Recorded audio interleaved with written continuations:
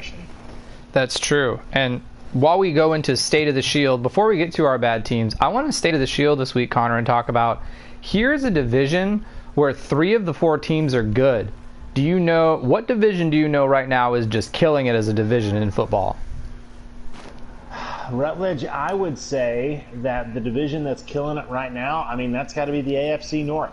It's totally the AFC North. Here's the records for the AFC North. You have the Steelers are 4-0, the Ravens are 4-1, Cleveland is 4-1, and the Bengals are 1-3-1. And I know that tie is really bad of Doug Peterson. Oh, good sack. That tie is bad of Doug Peterson, but to me, that tie for the Bengals is a solid thing.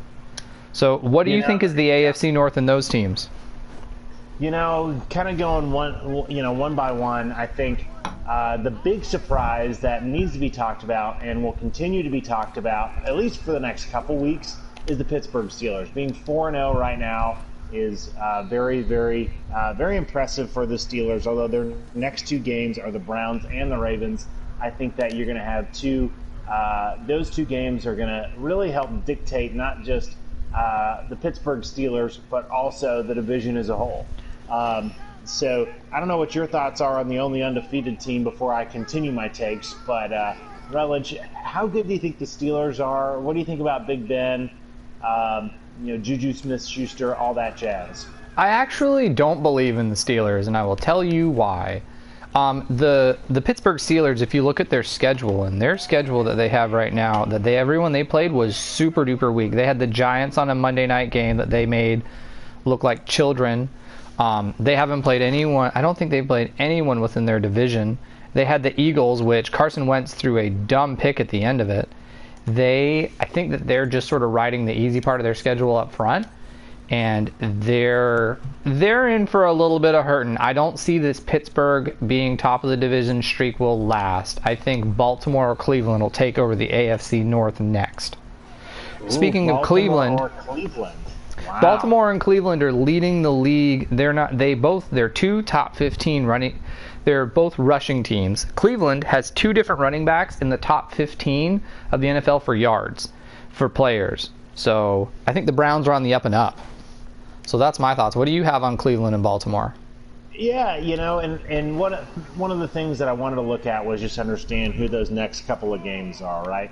As I mentioned, the Steelers are playing the Browns and the Ravens. The 2 teams that you mentioned are, going to have something to say about the AFC North area. I do think that Cleveland is. I mean, how can you say they're not improved? It seems like it's their first winning streak since football started to be cast in color television and not black and white. But they definitely have the bad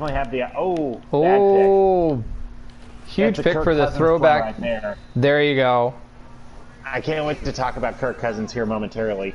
But with the Bengals only loss being, or not the Bengals, pardon me, with the Browns only loss being to the Ravens, although it was a pretty big thumping. I mean, the Ravens are, they're a good team, and one of the things that I like to talk about is good teams do what good teams do, and that's win and cover. That is beat not as good teams pretty handily.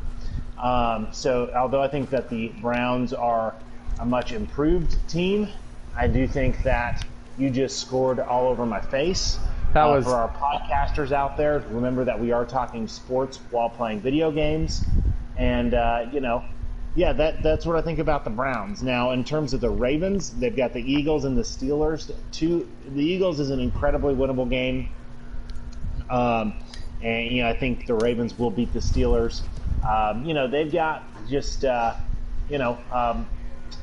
not only are they better than both of those teams, but they have the opportunity to play from that lead. The thing that, we've kind of knocked the Ravens on ever since Lamar Jackson got their quarterback is that he cannot hold a lead or not come back. He only holds leads. My apologies. So, these next 2 weeks are going to be real critical for the division, and I think after these next 2 weeks, both of these teams are going to they're going to be the division standings are going to look a little different.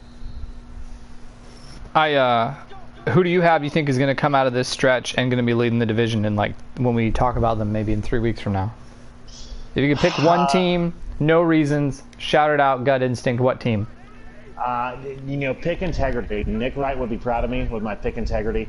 I say for sure the Baltimore Ravens are going to finish out this little stretch, be 6-1, will have beaten the Steelers, and be in first place in the division. What do you think, Rutledge? I'm taking the Browns. I'm going bold up on Cleveland. I think they look better this year.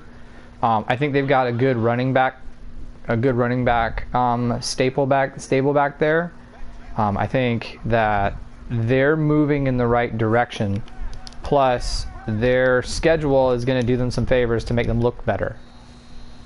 So, I've got the Browns coming ahead. I know, because when I pulled the record, I was honestly, I was surprised at the Browns. They're on a 4-game winning streak. No one thought the Browns. We didn't even acknowledge the Browns at the beginning of the season. What do you think about the potential of Baker Mayfield just maybe feeling himself a little too much, right? They've been running the ball very effectively, as you pointed out. I mean, do you think that Baker Mayfield could stay within the scheme and stay within the system? I think so. I think he got Kendrick Lamar last year, and he had to sit down and be humble, and he had to sort of get better at the football piece, because as shown in the Big 12, you can be a stud in the. Look at him go. You can be, as he saw in the Big 12 in Oklahoma, you can be a stud against nobody and look amazing. And I think that he's calmed down this year, but I think they realize they need to run the ball, and their two backs are just tearing it up. Isn't that interesting? The NFL the past couple of years has felt like such a pass-heavy, pass-happy league, but the teams that are really doing well are those running teams. Right. And you got to at least have balance, right? But, especially in this division, the top, the Steelers do throw the ball 100%, but 2 out of the top 3 teams in this division are running teams. Mm-hmm. I agree with you. When I pulled stats and numbers this week to look at that, I had to you had to just plow through in order to find what passing yards they had. But rushing yards, they're up there. So they're no Dalvin Cook, but of course he's not doing that well right now. Stats and numbers brought to you by Google. By Google. Maybe Google could be one of our sponsors. I mean, I like. One of our sponsors? I'll take 2 sponsors. I'll take Starbucks and Google. You can just have that Google money. That's fine. I'll take that Google money.